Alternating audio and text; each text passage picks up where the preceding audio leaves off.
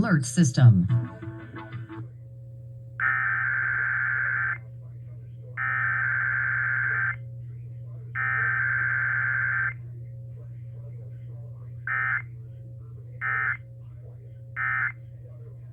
Testing its emergency alert system equipment. The EAS will provide timely emergency warnings. This station serves the Pittsburgh Extended Operational Area. This concludes this emergency alert system test.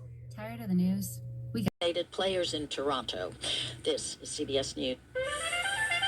There's always something new under the sun. CBS Mornings, weekdays on CBS.